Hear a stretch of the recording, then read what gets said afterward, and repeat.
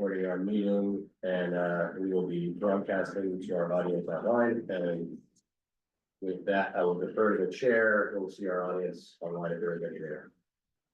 But I'm back on. Rob, do you want to try to chair this remotely, or would you like me to chair it from here, or what's your preference? Actually, if you don't mind sharing it, I think it'll be easier if you do it, there, just because you're there and I'm driving. I think it might be a bit distracting for me to try to do it, if you don't mind. No, I think I find that works best when you're not around. Sure, thanks you. And everyone else on the road will appreciate it as well. Yeah. All right, well, then, as vice chair, I, Ken Swanton, will call this meeting to order. The first thing we do is we take attendance. So we'll just kind of go around the room. Mr. Shagner? Here. Ms. Gow? Here. Mr. Delisle? Here. And Rob, are you there? I'm here. That makes 5. Okay, those will be the 5 voting members tonight. Our other 2 members have said they will not be with us tonight. We also have Gretchen taking minutes, and we have Andy Port, our planning director, and Caitlin is out sick. So here we are. The first order of business is we have a hearing, and it is for 60 High Street, a special permit for nonconformities to construct a garage and a mudroom with additional space above greater than 500 feet. The way this works is we'll call the meeting to order. And then the applicant will have some time to present your things, like go through your presentation or whatever. And then we'll take any questions or comments from anybody who's here. I don't see anybody, but maybe there'll be somebody online. Okay. And then board members will ask questions for the presentation. And then when we get done with that, the board members will each indicate where they are on it. And then we'll vote. And you need 4 to 5. Okay. So if you could introduce yourself, your name and address, and you have the floor. Sure. Yeah, you ready? Assume you want these same slides, right? Yeah, if you don't mind. Yeah. Thank you. Probably too much in here, so I might have to jump around a little bit, but hi, good evening. My name is Heather Manny. I'm the homeowner with my husband, Steve. We're have a couple of kids and a dog, and 60 High Street is our house that we live in, so this is for us. The purpose of why we're here is we're looking to demolish a section at the end of the house that is unfinished, like a shed barn area, and then an existing shed garage space, which can't really fit a car in, that the historical commission has already signed off on, to be able to construct a 2-car garage and a mudroom, as well as just living space above that mudroom. There's also a small addition of a screen and porch area next to the entrance on the side of the house. The nonconformity that we have here is that the addition is more than 500 square feet. We are also non-conforming based on current standards, even though the site was determined back in the 1840s, 1850s. And then just another note here is we're going to actually bring the property into current day conformances. Our shed is over the line right now. And trying to bring it back in so we have the right setbacks for today's standards, be able to get emergency vehicles in, and the reasons why it exists today. So that's it in a nutshell. We did go to the historical commission for the demo delay on both the accessory structure as well as that section of the primary structure that is original to the house. They have cleared that from the demo delay hold, and they were okay with our plans. We did that back in January. So again, here for the greater than 500 square feet nonconformity. Then maybe just the next slide, it'll give you just a quick, I think it's a picture. Next one. There we go. Yeah, I copied from online. I can actually blow it up as well. Perfect. Lovely. So yeah, if you don't mind if I just point over here. So the existing dwelling is in this shaded area, and then the existing garage. This is what we're going to be demolishing. And then it's just this back section here that's going to become the new 2-car garage. And then right here is just an open patio that we want to screen in, so we have a little space in the summer to sit without bugs. But it's really this section right here that we're talking about today. me to pause if you have any questions. You keep going to the end and then we All right. do all our questions. We'll save them up. All right, you keep going. I don't know that you need the footprint or unless you want to see the prints. But this is what the house will look like now. There's a little bit of a shed space, but this section right here is the new addition. And then there's an overhang currently, and that's the area that we want to bump out just slightly to put a screen room in. But again, 2-car garage for today's needs and a mudroom for the family and all the stuff that comes with shoes and book bags and all that fun stuff. And then the design is intended to mimic, oh, sorry, do you mind going back to the one you Yeah, had? yeah, sure. Right there. Oh, This one here? that one. Yeah. Mimic the historical character of the house, but does show that slight difference. So the historical commission, again, did agree with that. But this kind of shows a little bit better. It's this purple area where the changes are going to happen on the back of the house. So we are on a corner. This is visible from Lime Street. Taking this section and expanding it into that garage. Sure, if there's any other, trees that you wanted to. You know, that's really the meat Yeah. of it. I think here, we did the same presentation for both. If you want to see the outside maybe, just for perspective. This was a picture taken this spring. We do have a few trees here. There's one tree that will come down right here, a cherry tree, but the 2 trees on the street with a new curb cut will still be able to stay intact, hopefully. But it's really this section right here where the yellow box is. That's where the new construction will be. This is the shed that will be removed. And then this little section of the house that butts out right there is the portion of the house that is being removed to accommodate the garage. The rest of it was more historical details, so I don't know that if you're interested, we can talk about it, but otherwise, that's really the meat of it. The addition is intended to be part of the house. It's not intended to be an ADU or an in-law or anything like that. It is just additional living and storage space as part of our main structure. Single family, no intention to do anything else with that. Those are the high nails. Well, we can, if you're done, we can always ask questions, so if you think of something else, you can always say something, but that will be the presentation. So now we'll see if we don't have anybody else in the room. Is there anybody else out there in No Zoom? one that's online. okay. Nobody other than Just Rob. Rob. Yeah. All We right, did talk to our neighbors. well, that's good. And the fact that they're not here says something. All right, so we'll close the public comment period of the hearing, which gets us to questions from the board. So we take in whatever order somebody feels like asking questions. Who here would like to begin? I'll take a crack. Sure. Andy, could you put on the 7th page of the presentation? I think it's the floor plan. So when you were giving your presentation, I was just curious as to whether, and I think this slide answers the question, but as to whether the new part of the structure would be on the same sort of plane as the existing part, but it seems like it curves in. So it's further from Lime Street, right? Is that? It's further from Lime Street than the main section. of Right, than the house here, original part, but yeah. It is closer than the current structure.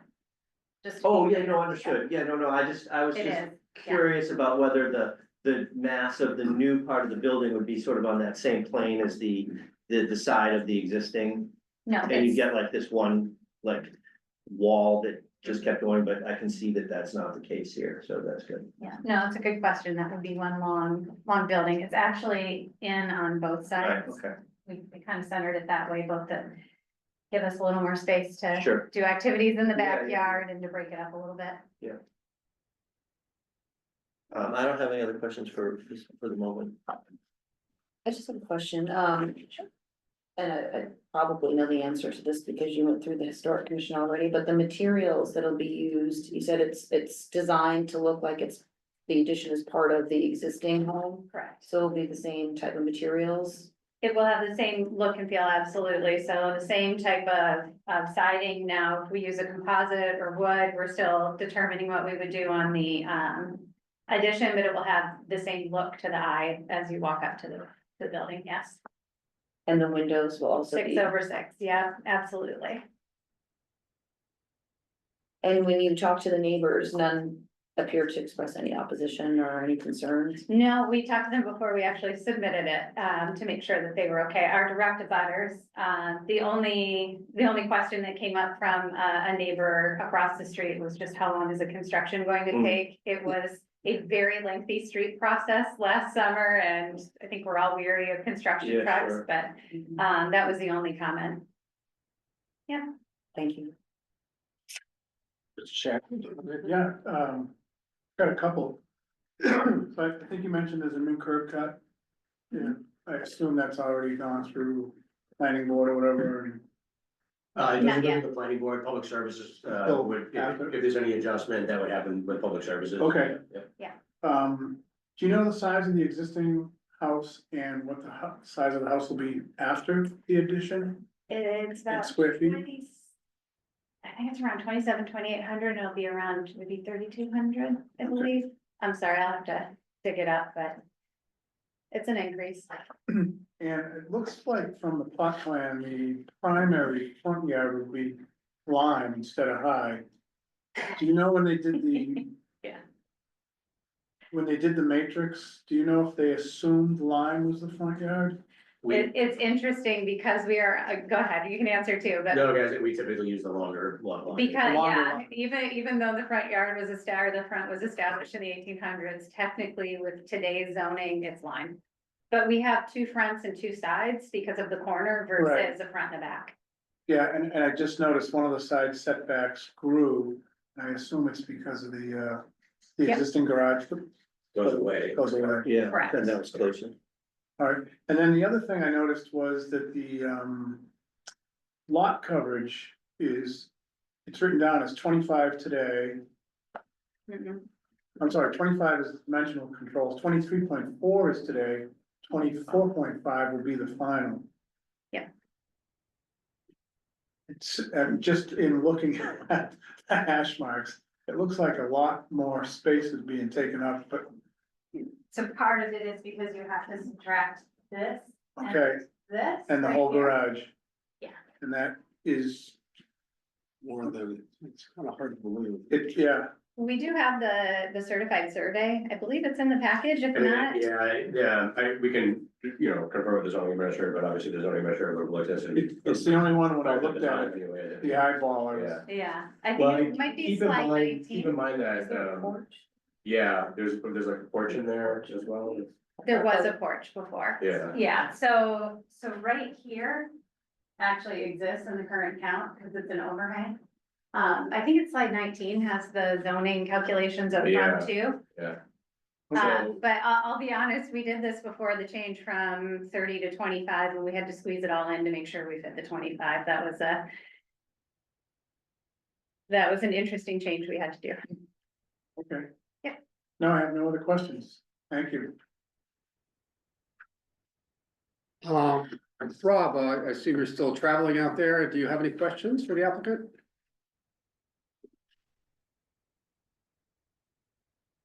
I would assume not.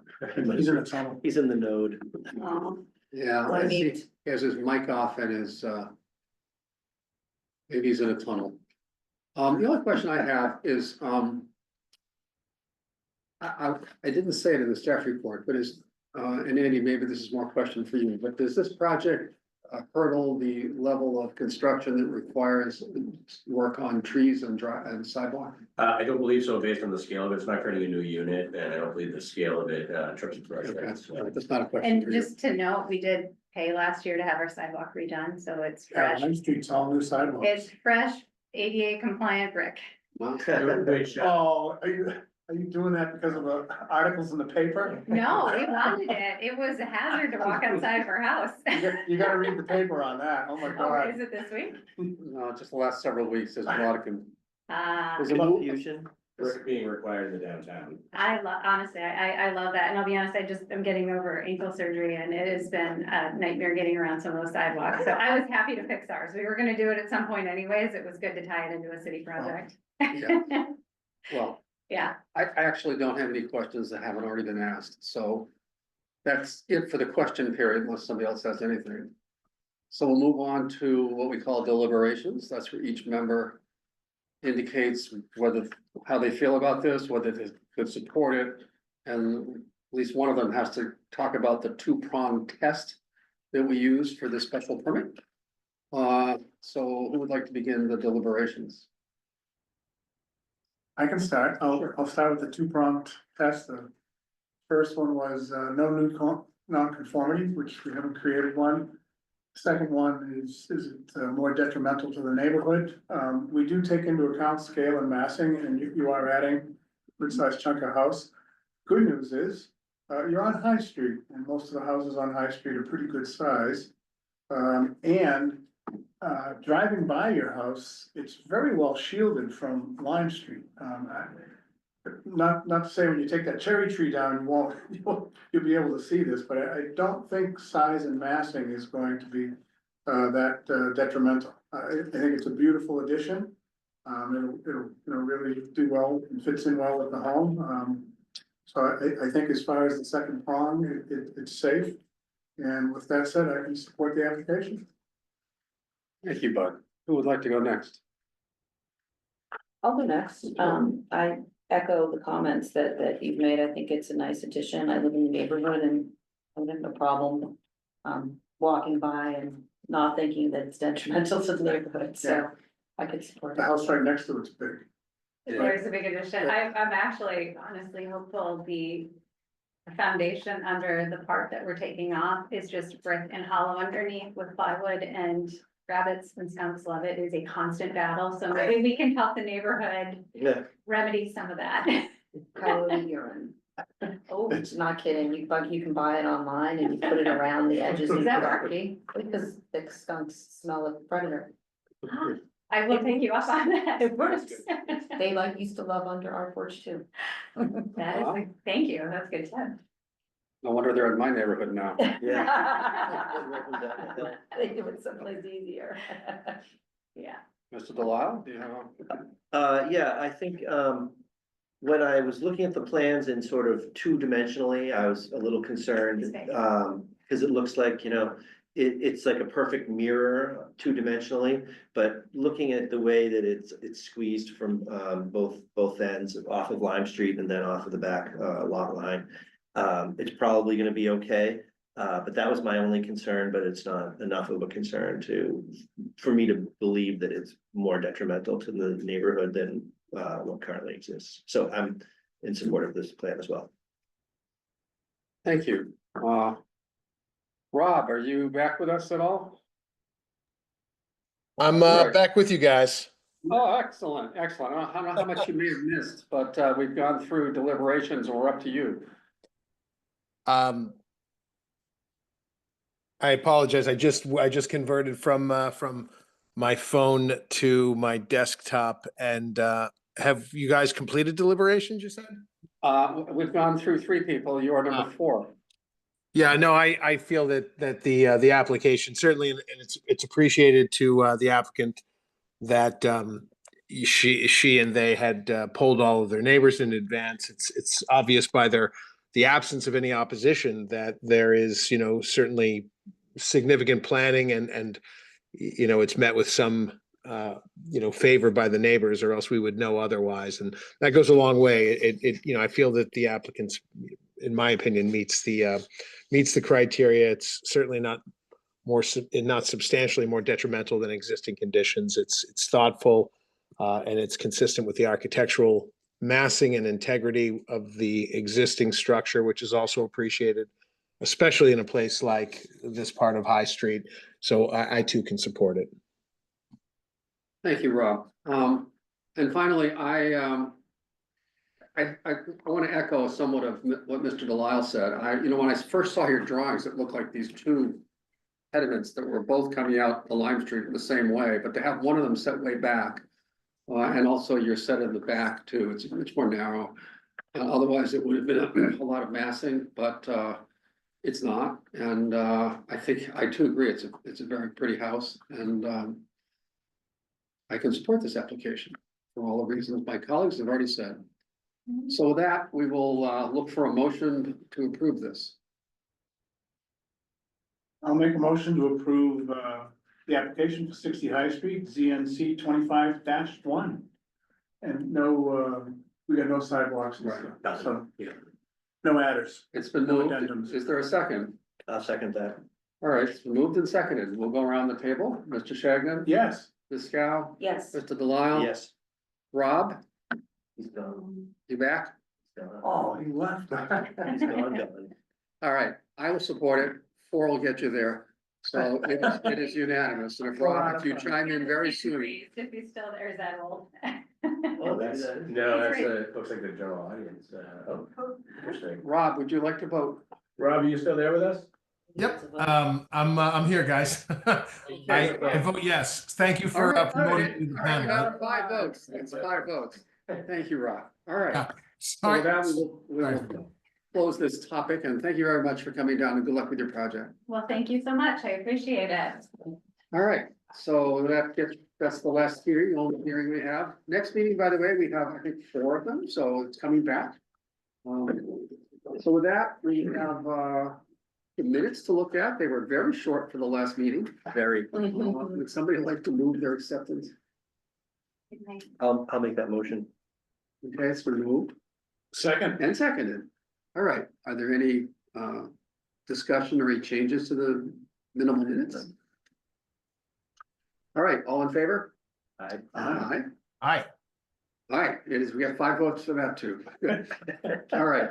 That gets us to, I think, a very important conversation here, because we have 2 things coming at us, the ADUs and the Kmart project, or the 40B. And Andy was going to give us, is this the time?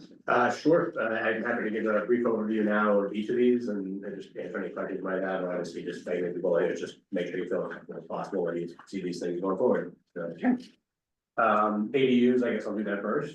So accessory dwelling units, this is the ordinance. It is posted right now online. It's not updated, I think, in Unicode yet. But it is the section that was adopted by the city council relatively recently.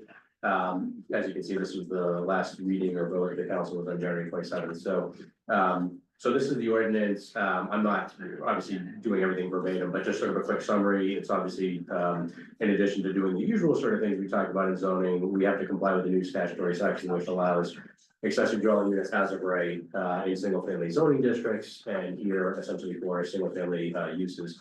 So, what you see is, just a purpose statement there at the beginning. Use table, you see consistent with the statute, we have shown P permitted use for the accessory dwelling unit where, and then again, this replaces the in-law. I should have started with that. It replaces and strikes out the old in-law apartment ordinance, which wouldn't really comply with the statutes at this point anyway. So that's gone now completely. Right, this is deleted now, and so, while you may be looking at Unicode, you can find the PDF of this online until they update Unicode. Unfortunately, there's a little bit of delay through the clerk's office getting that updated, but that, this is the amendment, it is posted at the so the P permitted has to go with all these, single family uses in those single family districts. And that's why you see, these up here. The other one that I should note is, the state's regulations also indicate that where it's allowed by special permit, it's allowed as a permitted use, so that's why when you see either P or SP for the underlying use, the accessory dwelling unit is allowed as well. We put a little footnote just clarifying that ADUs may require a special permit depending on what's going on, or a special permit non-conformities, and that's largely because as you can see later on, the dimensional requirements of the zoning still apply. Those do not go away just because an ADU is allowed as a right. Here, it's notable, I think it's worth noting there may have been and may continue to be even some confusion or debate in the Commonwealth about whether or not, we know that single family zoning districts, that's pretty clear, I think. But the definition of what is a principal dwelling, you can certainly, I think, see some debate about that based on the statutory language and the regulations and other communities' input. So here, just as a note, the city council here, based on discussion with the council, based on the discussion of our office, understands that statutory language to apply to single family homes, meaning the statute only requires the city to allow those accessory dwelling units as a right for the single family use, not for a 2-family use. Oh, okay. So that's worth noting. We did start the amendment process with those 2 options in there. But the council decided at the end of the day to sort of take out the two-family use. And the reason for that in part was cited as, I didn't pull up the graphic, but I can show it. One of the statutory provisions is the waiver of the parking requirement within a half mile of the transit, in this case, the bus route.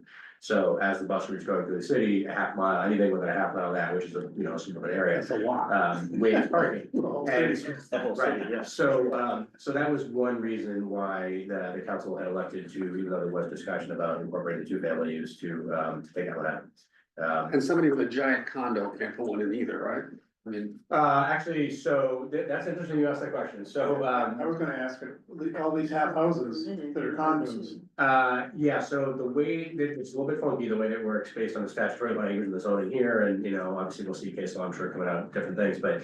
In essence, where we have we have like a two-family use on a lot, that's not gonna be allowed, but if you get a half house in there. You're gonna be able to do, originally when we did this, worked on the zoning amendment, there was gonna be contemplation of the two-family use on a lot, never mind the half house situation when the lot was in the just middle. all two A families. two-family, and the way the statutory language works is the initial ADU on the lot, assuming it complies with dimensional, right? Is allowed as of right, the city and, in towns can't say no to that. However, the second one has to be by special permit. Interestingly, the statute doesn't say you can choose to make it, it actually says it has to be by special permit. So in that situation, it would have been the first one, the only one, there's only one that's allowed. And the city council indicated they didn't want to see, additional ones or other uses having these things, they put that language in there. Just for the single family use and just in the single family zoning districts where they're allowed as a right or by special permit. So what you're talking about where the funky thing is like the deeded half house, right? Yeah. Yeah, okay. Yeah, so that is gonna count as a single family use on the Right, independent because it is lot. deeded there. Because, right, the lot line's going. that's right to the treated building. like a single But family. if Right. it's a condo, If it's They got two family on the lots of condo so situation, it's a two family. right, that's a two family, So not right, so condo. So there's no ADU allowed on a two-family, two family One use, lot. right, that lot would be considered a two family and it would not be allowed as a zoning. so ordinance. where it says R2 and it's permitted, is it only if there's a single family house Yes, on right, in it? yes. Okay, Yes, so Okay. the first checkbox is zoning Okay. district, single family, then you go to the use, But right? you're counting the half house as a single family, so that's. Correct. Yeah, because it is. Where it's a deeded half It's house. a deeded Yeah. half house. Yeah. But then you're gonna be, like, on many of those, the lots are small, so you might be, A lot of the lots in the inner part of the city are gonna have difficulty doing, something freestanding. It would be possible to do something inside a structure, sometimes with a modification, but you're gonna be seeing the same types of things you normally see. As discretionary review, because it's structural, spatial changes that are still triggered by the ordinance. The Does it have to ordinance, be more than 500 feet to be triggered? sorry, the ADU? No, they're allowed as of right as long as they stay below the 900 square feet that they're allowed, Yeah. or half the size of the principal dwelling that But I they're mean, if they, associated so with. if they fit within a house, then they don't come see us, but if they make a little bump out on the side. Oh, yes, How yeah. big does the bump out need to be for them to see us? Well, when they're in that, it's the typical situation of when they're in the setback, they're creating a new non-conformance. Okay. Yeah, it's one of those. So really, the triggers are largely the same for the dimensional There's no things. difference, really. There are a few particulars in here that I can skim through to note that, while all that kind of stays in place, there are a few particulars where the council said essentially, if you're going to use those things as an accessory dwelling unit, especially where they're closer to the lot line, you have to have some minimal screening and a few other things like the lighting, You can't even have windows on your side, I noticed in the writing here. Again, these are, at the end of the day, these are the provisions that, the council had wanted to adopt. There were a few things that were taken out, along the way. But that is, at the latter part of the ordinance, when you see sort of the basic requirements and allowances there, a lot of just capturing, some of what I just said, there is, and actually I should speak to a few of these just for context, but, additional design standards for detached ADUs. And so you see the, height kind of limiting it to like an accessory structure, right? You want to be kind of similar with that pattern here in the report. Building location, the idea here is that it's not any further forward than the front building wall of the structure. And, we've talked about actually using that as perhaps a default in zoning elsewhere. Driveway access, that we don't want to see a bunch of curb cuts, so obviously they should try to utilize one that's there, and so obviously this will be reviewed by the zoning administrator as of right with our planning office and DPS. In the event that somebody's coming before the board, you would often also see that, and you would also be, trying to address that issue. And then a detached ADU that's closer to the lot lines, within the setbacks, even though there may be a review of those things, the council wanted to put some sort of minimal standards on what the screening would have to be, and so these are the standards that are in the ordinance for landscaping or screening of some type, and then the windows, like you said, and then the elevated outdoor spaces. No balconies, What's it? no upper level balconies. Yeah. I guess if you can't have windows, you can't have them. So a lot of the language in there says new freestanding. What happens to existing, sort of like people that have barns? Yeah, so they can come to you and ask for that discretion to use that space, and they're, again, because it's discretionary, it's before you for that review. Because they'll end up breaking a lot of these rules. They may have windows wherever they want. They could be higher than 20 feet. Some barns are. And there could be 25. instances where that's actually okay, it's not. Exactly, So you have yeah, to, you have the latitude to look at those. Okay, but they still come in front of us. They're still coming before you essentially, but again, just because of dimensional, not because of the use, but Yeah. because of dimensional non-conformance involved. But Andy, if this is a by right, single family, where someone can build new, let's say that they're gonna build new in in the R1 or the R2, where they can comply with all of the dimensional controls, they won't have to come see us. That's correct. It will go to the zoning administrator review the plan sets, all the dimensions we were just talking about in the other application, making sure everything checks out. It goes to the building department with the zoning administrator sign off of compliance, right?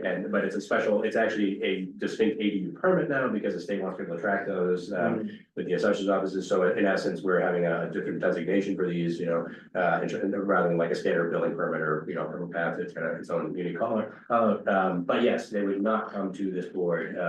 And so that's effectively what, boiling it down, what the state wanted was, you're not able to set additional standards on ADUs that are really going too much beyond what the primary use has.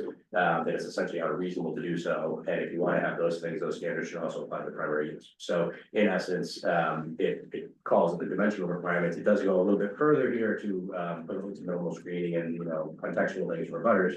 But balancing that, state mandate against the local context. So we might see. Like the barn example, where it exceeds the dimensional requirement. Right.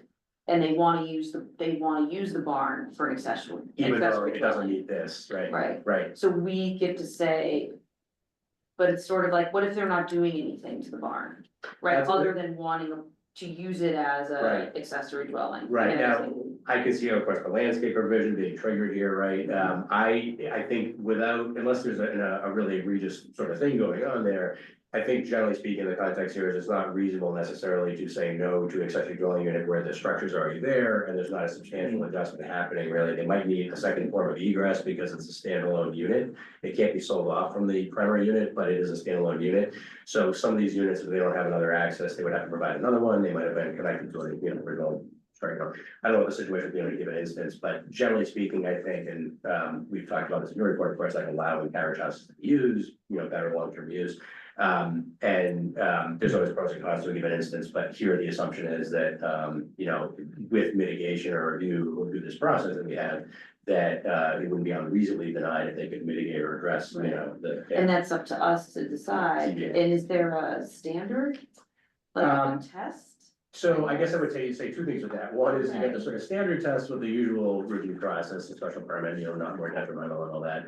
That we talk about with non-conformances. So it's the standard. It's the standard with the non-conformances, right, Okay. but I would add to that I have no doubt that at some point we'll see additional case law related to this new statutory language and what it means to have reasonable regulations at the local level, even a few instances in which cases like actual denials or approvals by board are being appealed.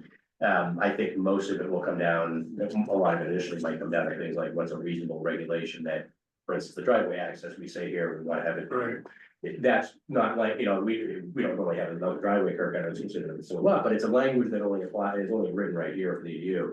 But I think the way the statute's written and the way that the regulations are written, I think there's still latitude to be able to, as long as you can explain the rationale as to why that provision is there, that it's defensible. So, and this is where the balancing, where we thread the needle, with the council on this, where certain things were deemed as sort of necessary. Can I ask you a question? Does in section 12 or 22B, excuse me, to the no variances, does that apply to the any dimensional relief? No, they were very concerned about the other uses like two-family, multi-family. Okay, That's a okay. big focus of So it's discussion. more in the nature of a use variance. Nature of a use variance, Okay. yeah, that was the real concern. They really did not, they wanted to make it explicitly clear. So, yeah. And is it the case that there can only be one, or you can come for a second one? You can come for a second one by special permit in the statutory language, but the city council here, because you're only required to do the first one, the zoning ordinance here only allows that one there. It Okay. doesn't say, it doesn't take advantage of the option to. I say see, you can okay. buy a second Okay, one they by drew the special line permit. at one for Yeah, Newburyport. Yeah, Okay. it doesn't mean Got the it. city couldn't expand that, some Sure, if it wanted to, but yeah. Got it. Thank you. So that's kind of the general overview of the ADUs. I mean, again, you're seeing it for the same spatial relationships, only in the single family districts, only for single family use. Obviously, if something changes, we get new case law, we might see tweaks made, but in essence, this. Are you expecting lots of them? And the people who are working on this, do they think this is gonna be very popular, or is this gonna be like in-laws Yeah. that we see, you know? The one best every person to speak six is months? Jennifer, who's been doing a number of phone calls for people who are interested in doing these. I don't know off the top of my head yet, without talking about it a little further, how many of those end up being inside versus outside. I think a number of them are interested in doing something outside, but of course, in the denser areas of the city, it's gonna be harder to fit something, you know, Yeah. like work. So in essence, there is definitely interest in doing these, and there is interest in doing freestanding ones too, but they're gonna be constrained by the same spatial relationships, and at that point, you're saying to the state and the applicants, it's actually not unreasonable to deny something because it's the same standard applied to the principal spatial relationship. It's not that the use is bad, it's that maybe the spatial relationship isn't acceptable.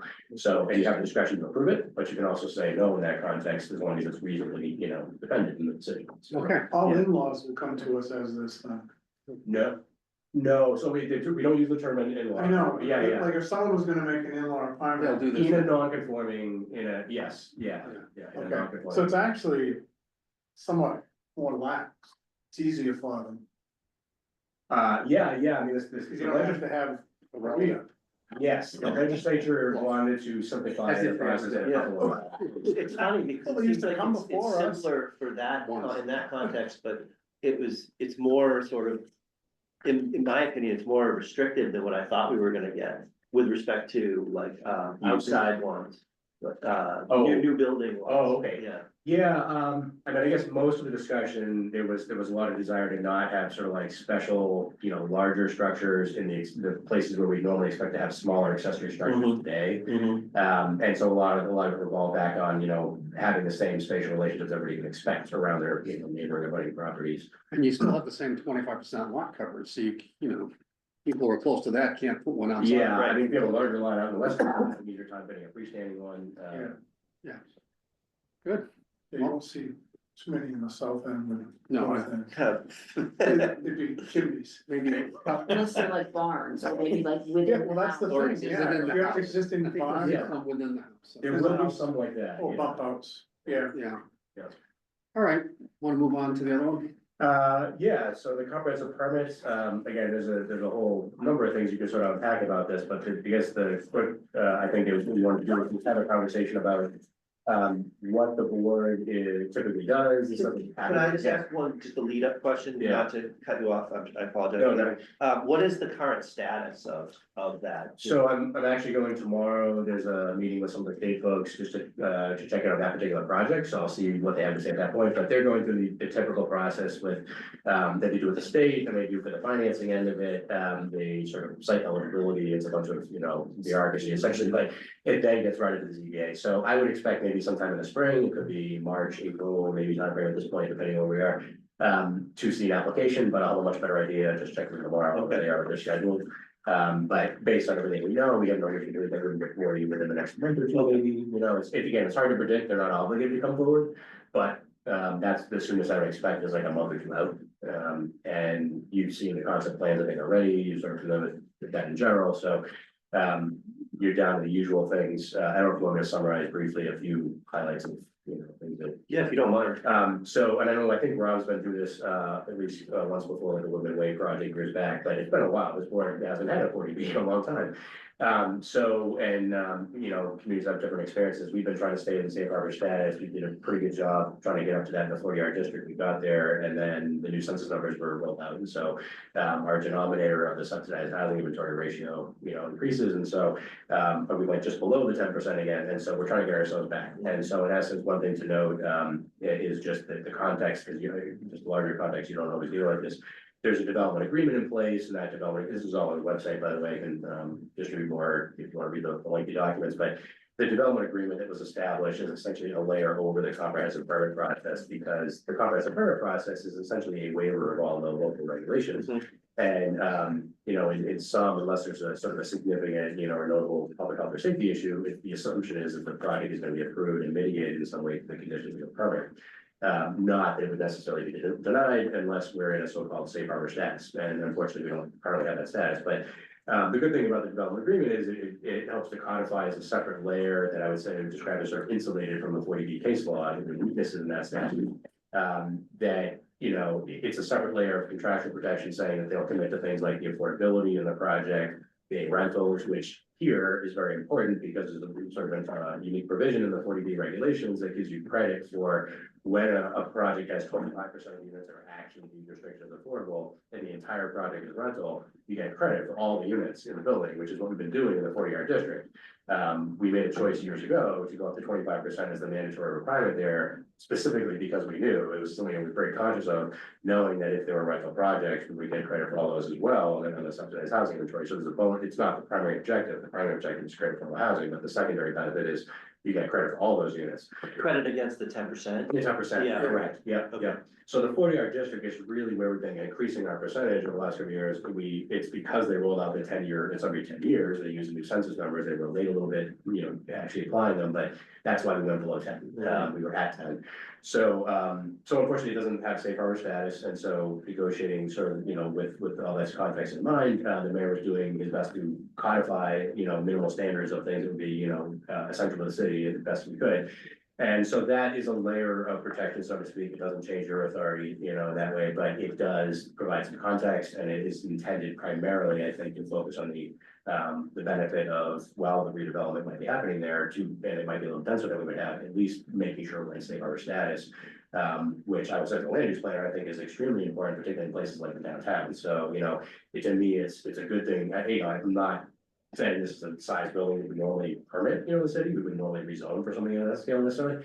But in the context here, it's certainly understandable, you know, how things sort of played out thus far, and it's certainly understandable why we would want to maintain safe harbor status throughout the city as best as possible. So if this project is moving forward, it's getting approved as a comprehensive permit, it's constructed.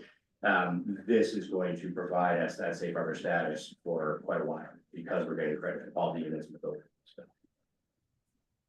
So the comprehensive permit is basically, you will get a listing of all the local regulations, you know, zoning and otherwise, that might be normally reviewed by folks like a local wetlands ordinance, for instance, is something that would come to you as opposed to the conservation commission, so it'll be part of the package.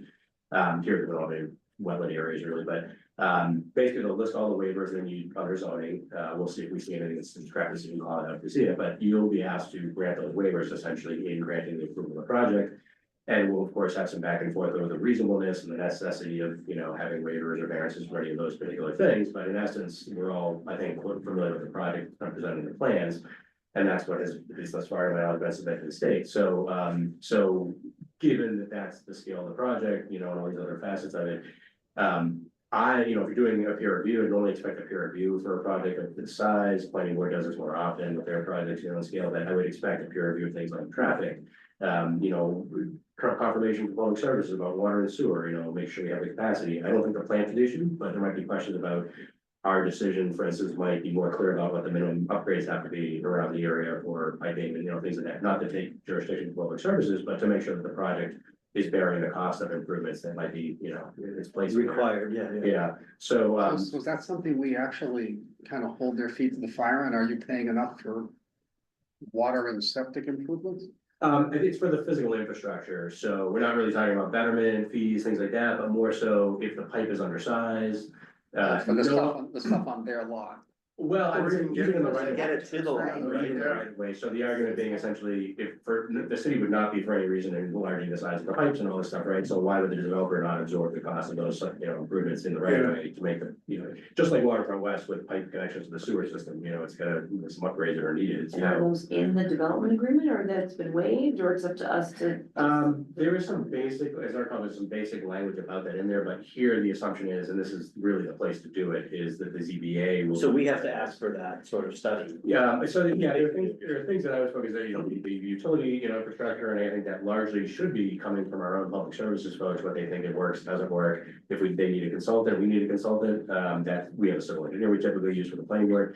Reviewing things, providing, you know, feedback, recommendations on anything that might be required, mitigated, they can come back and say, we heard your concerns, we're proposing to do this, we're proposing to increase this pipe to this, or whatever it may be. We So, can always stop and ask public services to come back and tell us, more. yeah, like, we can't supply the water there with the pipe that's in the ground. That, as an example, Like by the we gotta sewer. put in a 6-inch line. Where we got the consultant. As soon as they say that, we can make that. oh, yes, yes, exactly, We exactly. can stop it almost anywhere within reason. You mean, but when you say stop, you mean you can stop Slow the down project for or Well, stop the process, so the so they're process asking, to say we need more study on this Exactly. issue? they Okay, might ask us for, say, 35 waivers. We right. could say 20 of them, no Oh, problem. yeah, okay, yeah. And Andy, just a weird, nerdy procedural question. Is each waiver a separate vote? No, No, it's in no, group. no, It's in no, lots. however, I won't myself spend a whole lot of time on things I don't think are gonna change a whole lot, or, significant issues, that sort of thing, but the ones that we pause on, we'll wanna, talk to the applicant about those. Yeah. Yeah, you don't have to take, a vote on every single one. It's a vote on the It's comprehensive all permit. comments. Right. It's all packaged in there. Okay. I think it makes a lot of sense to, and I have no doubt based on, you'll see some pushback, obviously, as you might see with anybody. We're not sure this is, necessary, or we think we just see whether or not there's an impact, we'll have all that. I'm sure as usual, but, traffic, there are some limitations we would have doing traffic improvements, or they would anyway. Yeah, because that seems like that would be the biggest problem there because Yeah. at that, what is it, Low Street, on the Low Street piece. Yeah. Any day at like 4 o'clock or 3:30, Yeah. that's a nightmare there. Yeah, with the traffic backing up from the intersection with the Mass DOT has jurisdiction, and signals in close proximity are gonna be issues, so I'm not necessarily envisioning a signalized intersection there per se, but I definitely see it as an issue. I actually, people have different thoughts, I lean towards the idea of, and I realize why I like them, don't like them, developer wants to do it or not, don't wanna do it, but a roundabout to me would be a good way of at least trying to have safer flows for pedestrians, vehicles, and not having the stopping, other than the stopping that's already happening, essentially, people coming and going, would still be able to keep going where they have to go, except with the queuings that are already happening on Story Ave, which we can't really control, and I don't see Mass DOT, doing much in there right away that would be different than what they have to do, kind of max lanes already. If we ask for a peer review, usually the traffic people will come up with the best solution, won't they? Yeah, the idea, we'll ask them for feedback, they would come back and say either, the applicant plan does or doesn't work, here are the things that we think would be appropriate, I suspect there'll be different points of agreement, disagreement, Yeah. and. We don't think it justifies the cost of improvements of X dollars, or whatever it might be, or what the. But to improvements Bud's are. point, are we the ones who say we're gonna go hire a traffic engineer to advise us, or do we tell them to go hire a traffic engineer and they come up with something? How does that work? They should be coming in with a traffic study, and you should be peer reviewing it, and then the So- peer review engineer is saying. So there's two different traffic engineers looking at Right, this. and then ours they pay for theirs. the peer review, right? They pay for that. Exactly. Okay, all right. Yeah, so they have to pay All right. So they'll give us something, we say we want a peer review, Yeah, and they probably won't agree, by the way. yeah, of course. Yeah. The question is, where- Do they have a choice if we have? to? You have the authority to require the peer review. As part of the process, they have to. That'd be It- great. it So is There's a worth- lot of kids that live in those, there's the In the Woodman apartments, Way, yeah, right sure. next, well, Woodman Way across, yeah. Oh, and and that little part, that There's smaller. right apartment, across yeah, from like the yeah. dentist's office. And that piece, yeah. Yeah, there are a lot of kids that live in those Traffic's gonna be a big apartments, one. so. Yeah, I think. and especially I if you think consider right it summer there. traffic too, because Yeah. we're gonna be thinking about this in sort of the context of winter, but, Yeah, yeah. It's already backed up, like you said, from the traffic light there. You can't get out and I would sometimes. anticipate the public being all. Very over this. interested in. There'll be a lot of interest in it, I I know imagine, some- we'll clearly be using, a bunch of that form, Trying to room talk. downstairs, we don't know how long the return will have. Unfortunately, and it's worth probably, I can work with the chair or acting chair at the time, we should probably give a little bit of an intro for the general public about how things work with 40B, for them even.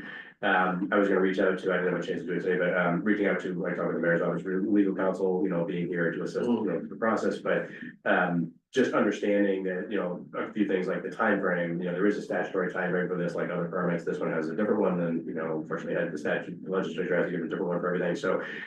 So you've got 30 days to hold the hearing, once we get the application in, we would be cycling that through as we normally do, getting on your agenda, trying to update you on information beyond what we've already seen and got. We post information, it would be on OpenGov, we would, ask for further information as things go along. You have to issue a decision within 40 days of the close of the public hearing. But the statute is, it doesn't say, again, with special permits, the assumption is you're continuing the hearing as needed, right? You're unilaterally or deciding to do that based on something that's needed. Variances, you have a hard deadline, you have to act, and after that deadline, you gotta make a decision, one or the other, and it's up to them to try to convince you with information. Here, it's more sort of a best practice rule that the regulations are saying, unless you have good cause, you as the ZBA should be making a decision within 180 days of the date of the application that hearing started. So in essence, we'll want to keep an eye on those timeframes, because what we'll want to do is make sure we're clear right from the get-go, what we want to see, what we're concerned about, give them those instructions are clear as what we're looking for, so they can come back to the next meeting, and again, keep it going along. Try to make sure that they're responding to those things, so that as we're getting to the end of that time frame, we're as close as possible to where it seems like an acceptable situation.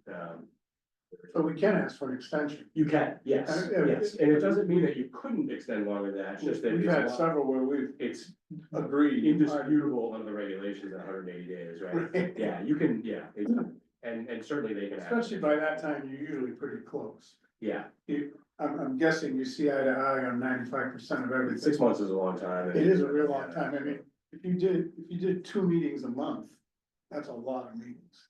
Yeah, Sure. So it sounds like we can't do things like, let's lop off the 5th floor or something or other. You can ask for it. Yeah, but you can't insist on anything. it Nope. sounds like. But the only 2 things I hear we can insist on are maybe something around traffic and maybe something around if the sewer pipes or the water pipes aren't big enough. Is that it? Is there nothing else that we can really push them on? well, I mean, again, I'm looking at the context of the statutory language, the typical things we look at, and how it all functions together. So in essence, it does not seem to me that there's a whole lot beyond that scope that we can really focus on. It's understood that, like you said, this board doesn't have a whole lot of authority. You can ask for information on it at a certain point in the process, but information and control over anything like we're doing the pro forma, is it really necessary to have a 5th floor to make the project financially viable? Those are unfortunately the state regulations and the housing appeals committee, all that process doesn't give a whole lot of authority or latitude to this board to determine or to dispute those things. How about your experience in Chelmsford? Is there anything beyond those 2 things, those water and the? Well, What did you guys do? I mean, to Andy's point, you really don't have a lot of anything. But. Do you have traffic at least? Well, I mean, traffic becomes a safety thing, right? So usually the applicant is understanding. I found that the applicants were always very understanding as we negotiated the entire project. Like, parking is always one. That's gonna be a huge one, I assume. Yeah, I cause that's assume gonna, our ordinance will be 1 or 1.5 parking spots per unit, right? But they have a huge garage underneath the building. Where do you see the numbers? yeah, cause there's so many units, right? How Exactly. many units are there?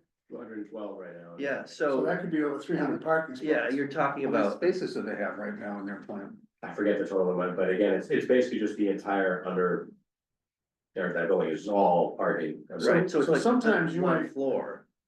Like if parking became an issue, we would say, well. All right, we'll get rid of the 1.5 per unit, we'll knock it down to 1.25. Can you make the roof shorter? Put a mansard roof on it, Or something, yeah. so you can't see it from. And what about is the parking the thing that I think is interesting about the parking here is that you've got these commercial uses that are sharing basically that lot, right? And the commercial uses have to have some minimum parking, I would imagine, under our ordinance. Yeah, so, again, there's the default requirement in zoning, but they're gonna say right off the bat, here's our requested waiver of that ratio, it's really not. Yeah, but they probably have their own, reciprocal easement agreements in that parking lot or some other development agreement that they had when he did that. Project to get it permitted where there's probably parking ratios baked into that. Yeah, there are some permits that apply to the other uses, I think generally speaking, I certainly would not, speak for the property owner, but I think there's probably a general sense that this is a portion, a piece of a larger portfolio, and the desire was to sort of not impact the other pieces, I think, here. The agreements that those Yeah. parties have with use of parking, or taking away any future development rights, I think that was probably primary drivers here, noting the 40B, process. It's basically just maximizing what that area will do. I had actually had discussions, through his attorney years back about doing residential, multifamily, mixed use, redeveloping the area and so forth, the way it's been in Newburyport. And the immediate response was like, we actually don't want you to touch, like, it's almost like touch our zoning, like, it's sort of like, well, this is the city zoning, but it was actually not interest. And then when, after we see time goes on, there's a vacancy, it goes on for a while, housing market's really strong, there is interest in doing that. But it's narrowly confined essentially, as in all the discussion we've had, and the 40B doesn't give a little bit more latitude to this or control this, but it's all residential, so it's not mixed use. It's, we talked about doing that, there could be benefits to doing some first floor, reduce things like that, or not losing commercial space. There's a desire, I think, along the housing market like this to make it a standalone housing project. All the performance and financing is a lot more straightforward that way. There's other things that get simplified with that, so, but it is basically the project they're looking to do to maximize that portion of the portfolio or closet. What about the property taxes? Is it, I have read that the council passed some property tax abatements for low income housing. This wouldn't count for that because they are proposing 80% AMI. And the reduction the council had voted was for six, I think it was 60% of the low, if I'm not mistaken. It's either 60 or 30, I think it was not 50%, I think it might have been 50. But meaning it would really affect the 30% that we see. But at any rate, it would not be the 80% default threshold that we normally see, which is what they're proposing to do here. So this one wouldn't get that waiver. The other one I've seen peer reviews on is stormwater management. I would, again, I don't think there's anything problematic and benefit certainly here in the context, have the civil engineer do a peer review of the plans. Absolutely. Look at stormwater management, granted, everything is probably gonna be handled a lot the same because it's all coverage today, a lot of space, but how is it going to be addressed? Are the pipe sizes the right size? What it helps to bolster DPS and their review of the plans because they're limited in staffing resources and what they might identify, so. My concern would be, this was built a long time ago, stormwater management. I won't say it didn't exist, but it's not what, different now, it's not what it is today. yeah. Same thing with Concom, right? If this was a Yeah. budding, Yeah. A marsh. Concom's much different today than it was 45 years ago. They might have just said, go ahead. Is that just don't area pump it in." across the street, behind like the ice cream, place, is that wet?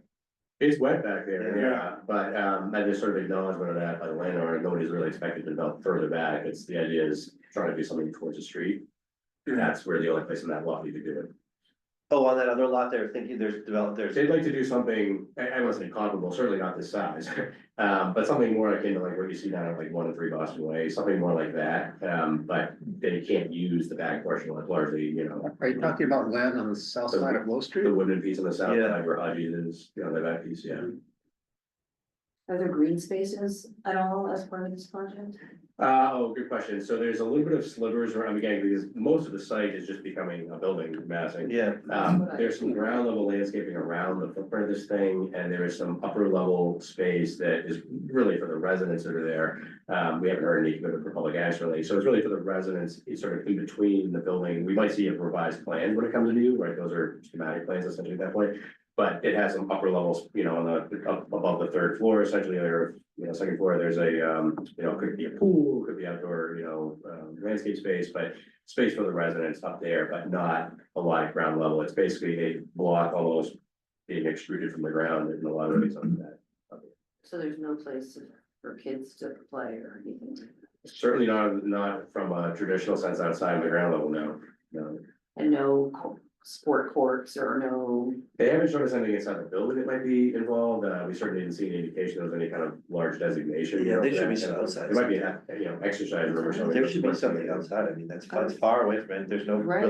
I mean, I guess your closest park is like Atkinson Common. They may try to do something that's, halfway in between, not necessarily court size or anything, but, as outdoor space on those other levels, but there's a real desire to sort of maximize the footprint. Yeah. If that means telling residents, there's no, I don't know if that's a driver. I guess they only can walk tenants that don't like to go outside. Even older people want to go play pickleball. Or walk your dog. Or, Well, that's what Kmart should have been turned into, as a pickleball center. So Andy, you and I talked earlier today, and one thing, you touched on it earlier, but one of And, you know, I'm not a big fan of a 5-story thing over there. I feel like there's not much we can do. But I do like the fact that even with some growth of our census over the next couple of decades, that would keep us in safe harbor for a good 20 years or so. I mean, Yes. that's to me a very significant number that we should be aware of. I think especially given the historic area of the city, it's hard not Are, to. are our numbers showing that we're actually expected to decrease in population by 2050? Well, I actually have a different take on that, and that's probably because People aren't having kids that they had. that may be true, but there's also, and partly it's true to the state statute, even like the 40R district has to enlarge housing, you know, as of right, with a similar perfect process to the planning board over there is 1-3 Boston Way. The ADU, you know, so there are so many other forces at play that can impact that and change that direction. I would not rely upon it as, I know they try to do their best based on all kinds of, you know, factors, including past, you know, tracking, but unless we're actually stopping growth, which we are, and some of it's actually mandated by the states and the allowances, that it's hard for me to think that we're gonna see a reduction at either level or, Is it going to become a center to house immigrants? I mean, this is not what it. Just not- curious, I mean, that, the way that he's talking, you know, like that you're expecting, like it's not population, that they were gonna be full, like, is this like, just like, I mean, this is Is your there a standard plan? affordable, I'm sorry, I should say, Government? standard market rate with affordable housing project. It's not like run by the government. This is your standard, just like one of okay, it's not like It's not run by the government. plan here or something, like, No, and I don't see Okay. any relationship there between the landlord and the And development. and I team. think they're Okay. starting to lose funding for that. That's all, Where'd that's you all. hear that? Yeah. They just Where they approved more hear it. funding, didn't they? I think yes, this week or last week. Well, That'll be the last. the governor's going for it, but I don't know where she's gonna get the money. Agreed. I don't think Run there's out any of money relation. soon. Right, The rest of us. see, states can't print money, that's their one thing. At least, Yeah, they gave that At up. least They the gotta national go, you gotta government- go back to the Articles of Confederation. Yeah. I'm afraid. Land too. one other one that, I know it's not probably within our purview was, trying to get the developer to change the number of 1 and 2 bedroom units and drop 3s. And the reason we were trying to push that was we got an analysis from the school department Yeah, that as soon as you break past 1 bedroom, yeah, you, Got families. some portion of the population will have children. yeah. That'll go into the school system. And their estimates at the time was you'd need another school. If you're gonna do this, you're gonna have to build another elementary school. So we asked the developer to switch from the number of 2-bedroom units, cut them in half, and the number of 3-bedroom units, make them 2s. Just to knock down the net effect. They were in agreement with it because I don't think it changed these. Ideally, you have a cooperative party. A somewhat cooperative at least. Yeah. And it's probably too late almost. You almost have to have someone do the analysis today. Well, that's what I was concerned about, To the tell- property tax. to tell Like, us. If you have no property tax. What's the impact? Again, we haven't yet mobilized a specific request to the school department, I'm aware, but, you know, we can ask them at the end of the day, it's not, it's one of those, it's more like in the negotiation asking, Exactly. as opposed to the, you know, we can't, because it doesn't trip that threshold, I think, in terms of case law, in terms of like the public health and safety. Well, sure it You doesn't. back to the discussion, well, they're gonna be paying the taxes, you know, the Yeah. same kind of tax everyone else, and so isn't that just the general budget like everyone Yeah, else? it's like any other developer, you put in 100 homes, you get 200 kids. Do we know what the plan is in that regard? I now? forgot Like, the top of my what head, they layouts do are have gonna an be? estimate, it's just that I would not rely upon that as being the final number you're gonna see, or that we get at the end of the day. It might be So that's adjusted. not like specified in the development They, agreement? not in the development agreement, but the concept plan, which because it's referred to as language, is treated more like a concept plan, that does have some indication, I think, of the estimated number of bedrooms in each category, but again, I can't point to that and say that's gonna be a fixed number, they have some latitude. It is something we can ask them though. Yes, oh, yeah, Please identify what it is Yeah. and how flexible are you? yeah. Do we all have the development agreement? Is that public? Let me make sure that it is posted on the website, let me just email it to you to add it, and take care of that to be familiar with that, what the content of that is. Sorry, I didn't, email it in advance. I mean, I saw an earlier one. I just don't know if it's current. And I'll bet you what we end up seeing might still be different. Yeah, it is on the website, but, yeah, I forget exactly. Well, what- maybe we'll have a little bit more input over the look of it, unlike the one that came to us on the mobile sent for it. It seemed like it was pretty much done where Yeah. there was nothing we could ask. We went down this path of, well, the city council liked it, therefore we need to approve it. I mean, it's, There was no option to change anything because it was all in that Well- development agreement. Well, because they had that was a zoning overlay, right?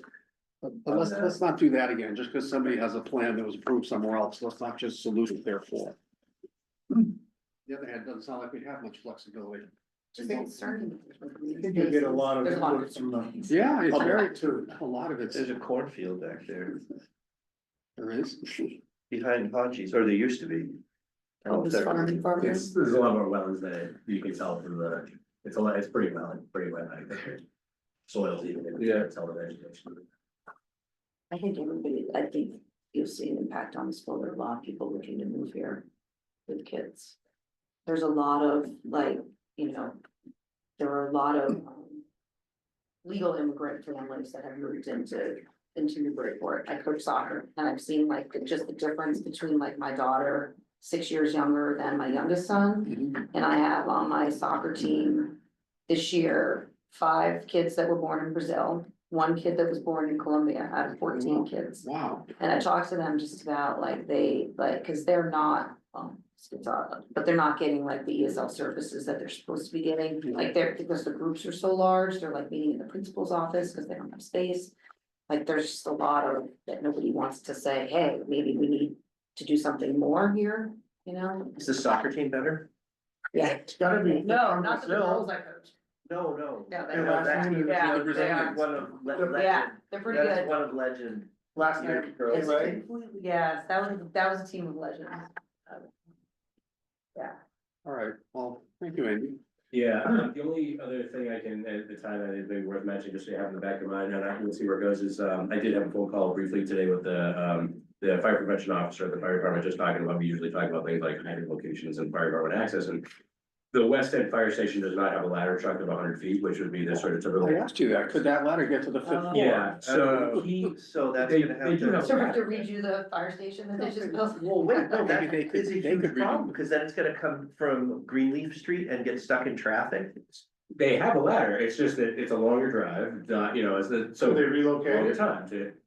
Probably- Again, probably won't I think it's a discussion to have, but they can, there's an option to, The new fire. retrofit the fire station that was just built, it could be talked about having future bays in the future. Those ladder trucks cost a fortune. Oh, yeah. They got a Oh, second. I mean, is that an appropriate development cost that you put on? Yeah, they're gonna buy some fire It's trucks. safe. Well, I think the argument is it's a public health and safety issue, if the fire department can get there, there's 212 units in there, right? And so if you're, it is in the scheme of a grand project like that. Yeah, $1 million that's too much? I would argue no. That's another big reason to deal. knock that 5th floor off. There you go, well, that's why I was asking. Boom. That's a really big deal, Hey, actually. You know, We'll the other see, thing, just for, planning logistics. This seems like it'll be a big enough project that you'll get a lot of, people coming to the meeting. I agree. We didn't put them as part of our normal meetings. Oh, good point. Do I guess- every other. We'll have to stay, I know Russ, with this one, we'll have to stay in tune with the chair, or vice, whoever's acting at the time, but, discuss as best we can juggling that. I think we'll, to the best of our ability, we'll try to use your regular meetings, not add new ones, obviously. I don't know how comfortable you guys are, all the adding extra meetings. We'll try to use the regulars, we'll try to keep it by itself. If we can juggle that, maybe the chair chairs, we can think about it a little bit better, but we might at some point be down to whether or not you want, how many other things you want to have that night. Meeting, is there another one at the end of? It might almost be worth having a dedicated, extra That's what we did, meeting, is we would yeah. do the Yeah. Even though it's a pain in the neck. Well, I mean, knowing do in it once a advance how month the or board something feels like about it that, is yeah. helpful because it allows us to think ahead about dates that do or do not work for this kind of stuff. So if the board's reasonably amenable to avoiding piling up everything with that on the same night, we could basically say, all right, how about doing the, whatever the other day is, that we. Yeah. For a couple of times, or for a couple of months, or? I think on an as needed basis, just while you're in that permit process, we Yeah. could just, but if. Consistency amongst the membership about the willingness to do that, if it's a third meeting a month or something. Normally, we'll just try to use whatever dates we have, but if it's 4 other applications on a given night, we're obviously not gonna wanna. Yeah, because we've had, back in the Don't we have? good old days, we had some of those really long meetings where everyone was just Right, just. I thought toast that at we the had end, the sort of an unwritten. Oh, yeah, rule, the like unwritten, Nothing no, past, nothing past 11. I think it should be like. No, and nothing new. Nothing new after 10, is that Lights out, the corollary to that rule?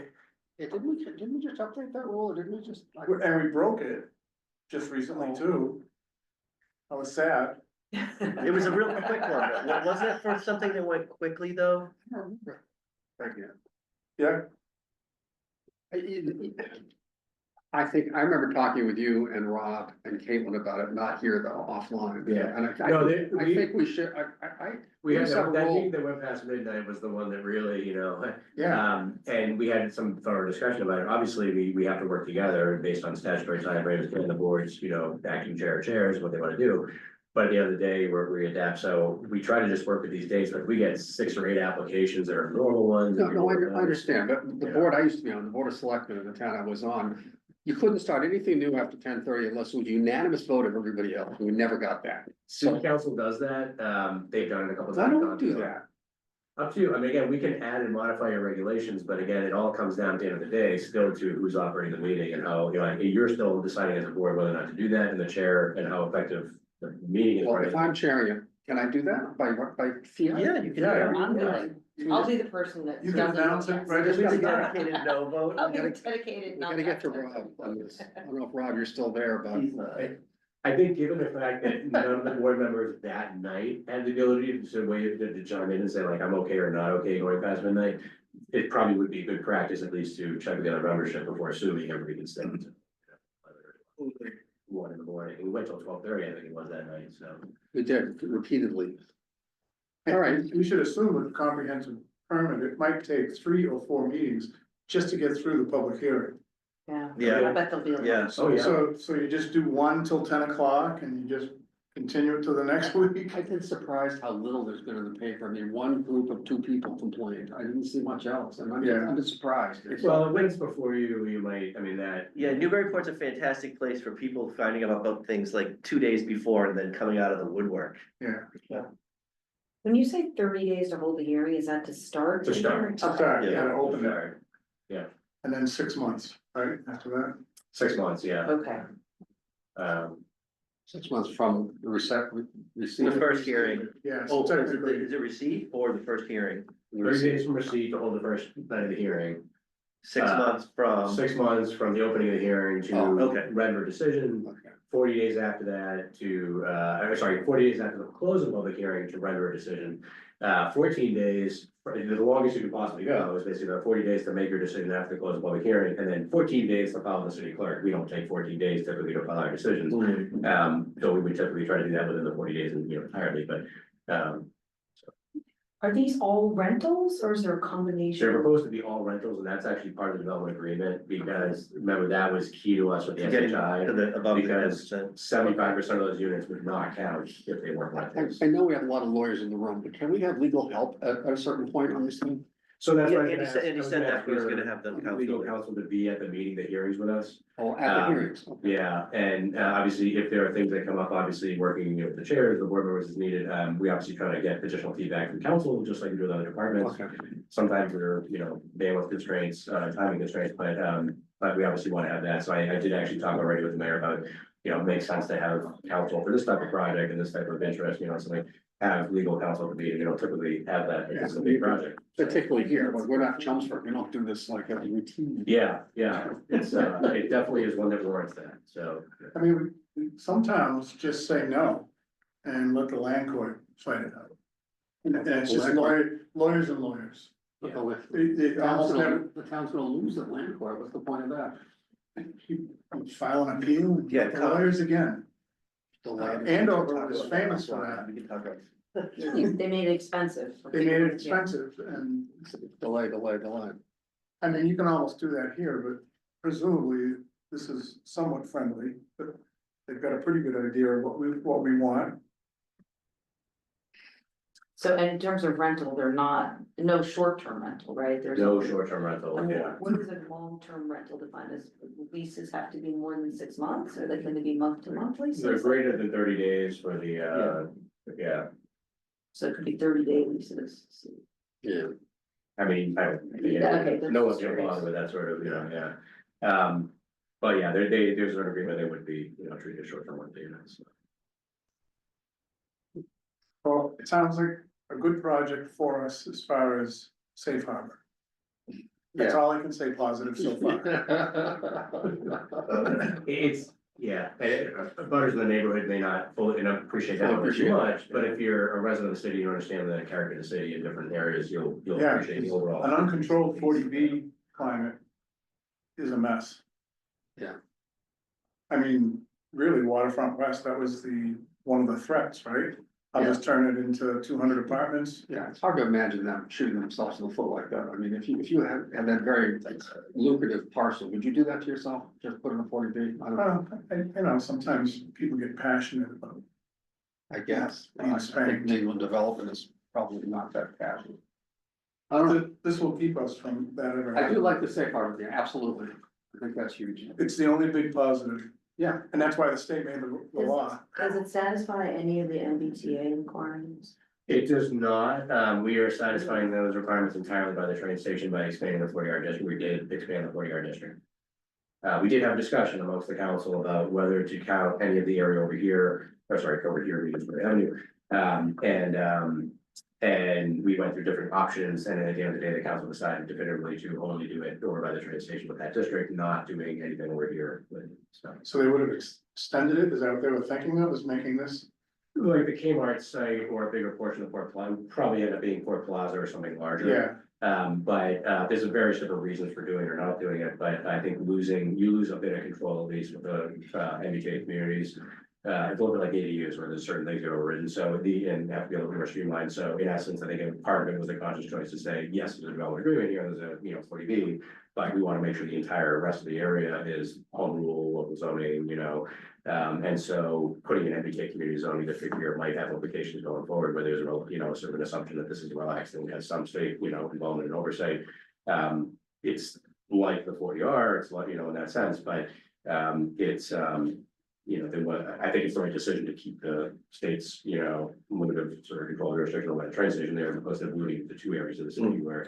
Once it's built, could you designate it as an MBTA community? It's close enough to the. Yeah, I guess the sum result You is, could pare some of the rest of it back. yeah, I don't know if the state's actually fully contemplated or dealt with a situation where, and I'm sure there's a way to do it, where the communities come back and say, we want to change it. You have to show compliance with the statute, at the time of and of course, there's the community, every community in their own status, but I don't think they spent a whole lot of time contemplating the fact that communities might want to come back at some point and modify things. I think at that point, you're going through the whole process of showing them and the calculations of density and all that kind of stuff. But I do think that EMH will seem to allow that latitude to do that. But it's gonna be a little bit more difficult only because they've already got us committing to whatever area it is, and so then we have to make a compelling case that this is the, an appropriate adjustment for that. I think it's a reasonable case to be made in a given instance to do that, but the state might say, hey, we really like the housing over by the train station, we really want to push back on your idea of putting it down over where Short Avenue is, because yes, that's I would argue like a third village center, potentially the city, but it's nowhere near the true transit like the MBTA. Yeah, isn't there some geographical nexus in that MBTA Community Act that you? It is, but it's a question, we can make an argument that Story Avenue fits that, The parking rights federal though. That's not federal land, and isn't that the funk of the? Yeah, no, just, I having already discussed with the state, Story Avenue can count for MBTA. Oh, okay. Yeah, we had the choices of basically what effectively becomes Waterfront West, 40-yard district, or around that area, and Story Avenue. Those are the only three areas in the city that can qualify. Oh, I see. And so we never spent time because downtown, nobody was really interested in throwing that one in the mix with the state, so the idea was, let's look at Story Avenue and determine whether that's included, and then when that was ruled out, we went home with two options. Yeah, okay, got it. Seems like it'd be nice to. all right, we're gonna have an exciting spring. Yeah. Oh, boy. I know, why didn't we? Is there a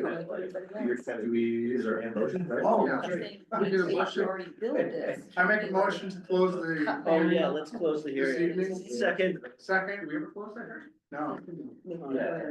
the meeting. Adjourn the meeting. The meeting, adjourn the meeting. Thank you. Second. Second, All in favor? Aye. Rob said. We're done. All right. Thanks for the updates.